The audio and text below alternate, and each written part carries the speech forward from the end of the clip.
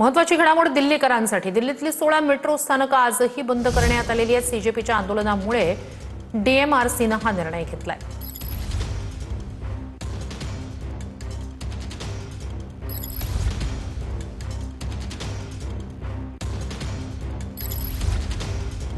दिल्लीतील 16 मेट्रो स्थानकं आजही बंद असणार आहेत। सीजेपीचं आंदोलन सुरू आहे। त्या पार्श्वभूमीवर पुढील सूचना मिळेपर्यंत दिल्लीत 16 मेट्रो स्थानकं बंद ठेवण्याचा निर्णय डीएमआरसीनं घेतलाय। 3 महत्त्वाच्या घडामोडी म्हणता येईल।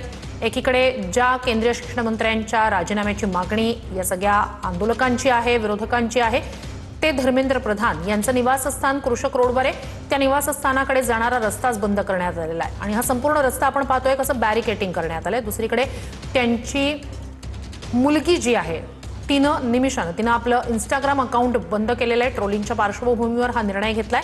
तर दिल्लीत 16 मेट्रो स्थानकं आजही बंद राहणार आहेत। अधिक या सगळ्या संदर्भात जाणून घेऊया आपले प्रतिनिधी प्रमोद जगताप यांच्याकडून। प्रमोद, 3 महत्त्वाच्या घडामोडी ज्या आपण आता दृश्यांच्या माध्यमातून पाहतोय, प्रेक्षकांपर्यंत ती माहिती पोहोचवली, काय नेमक्या घडामोडी आज दिवसभरात दिल्लीत?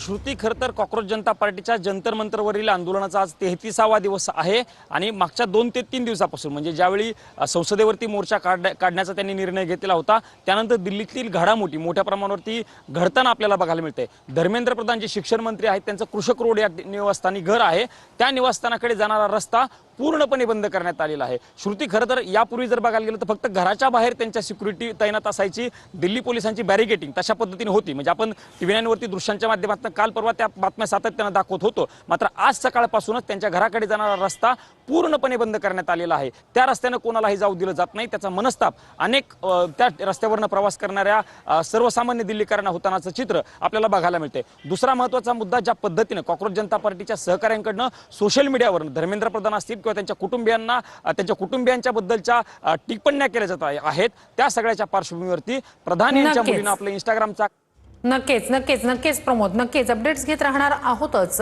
तुर्तास तुम्ही दिलेल्या सर्व माहितीसाठी धन्यवाद।